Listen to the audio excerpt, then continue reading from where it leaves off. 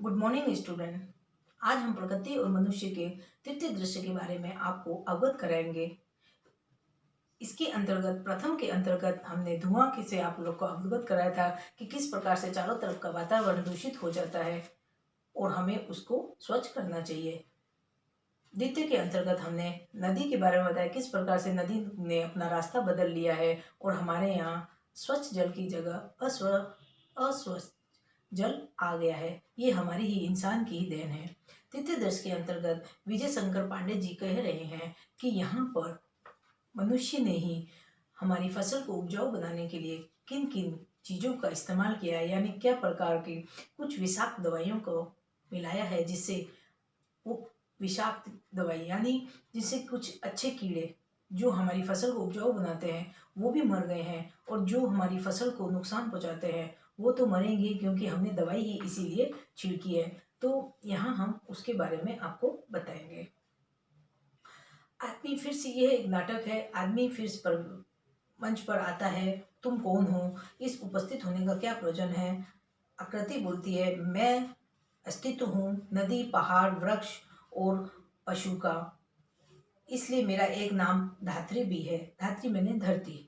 फल फूल औषधि अन्न उत्पन्न करके माँ की तरह समस्त प्राणियों का मैं पालन करती हूँ। मनुष्य ने अधिकाधिक उत्पादन किए हैं और मेरे भीतर यानी मेरे अंदर रासायनिक उर्वरक मिलाया है, जिससे हमारी उर्वरक शक्ति क्षीण हुई है।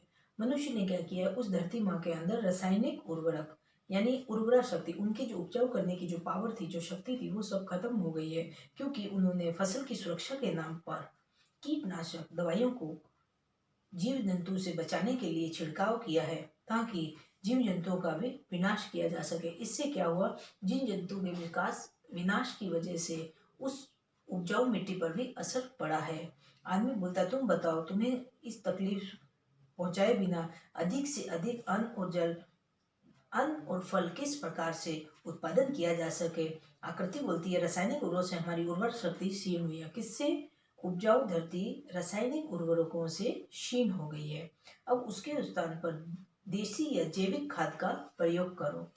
समय समय पर अपने खेतों के नमूने लेकर हमारा स्वास्थ्य परीक्षण कराओ। यानी वो धरती बोल रही है कि हमारे के अंदर यानी कहाँ, धरती में देसी और जैविक खाद का प्रयोग करो, और समय समय पर खेत के नमूने लेके यानी उस खेत की मिट्टी का नमूना लेकर उसका स्वास्थ्य परीक्षण कराओ कि ये वाली मिट्टी सही है कि नहीं, या उसको क्या बीमारी है, उस तरह उसको कराओ। रासायनिक उर्वरकों की वजह से यहाँ उनकी उर्वरा शक्ति को हानि पहुंची है। हम प्रदूषण मुक्त रहकर शुद्ध अन्न और फल प्राप्त करेंगे। बहुफसली और वैज्ञानिक कृषि पर ध्यान देंगे। आदमी बोलता है, ठीक है, हम तुम्हारे सुझाव पर, मतलब मिट्टी जो बोल रही है, बोले हम तुम्हारे ध्यान रखेंगे और तुम्हें स्वस्थ करने का उपाय करेंगे। वैज्ञानिक रीति नीति से खेती और बागवानी करेंगे। हमारी मृदा प्रदूषण रहित रहे और हमारी व्यापक आवश्यकताएं भी पूरी हो। जैविक खाद मिलाएंगे, अपनी मृदा बचाएंगे। धरती हमारी माता है, अन्न और फल की दाता है।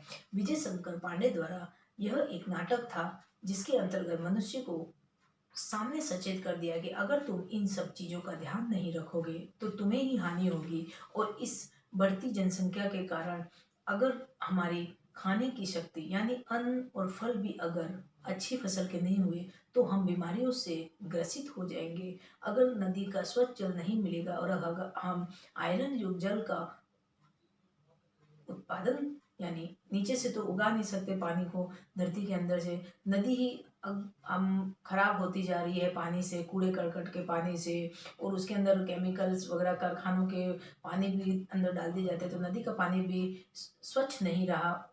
ये सब से ही इंसान को ही बहुत ही तकलीफ होगी। इन सब के कारण कहा है कि चारों तरफ अगर अपनी स्वच्छता चाहते हो, धुआं नहीं चाहते हो, तो तुम्हें बहुत सारे पेड़ लगाने चाहिए। उन पेड़ों की रक्षा के लिए या देखने के लिए कि कोई जानवर नहीं खा जाए या कोई काट नहीं ले, ये हमें ध्यान रखना होगा, तभी हमारे चारों तरफ का वातावरण स्वच्छ और शुद्ध हो जाएगा। ये था हमारा कक्षा 8 का प्रकृति और मनुष्य का पाठ।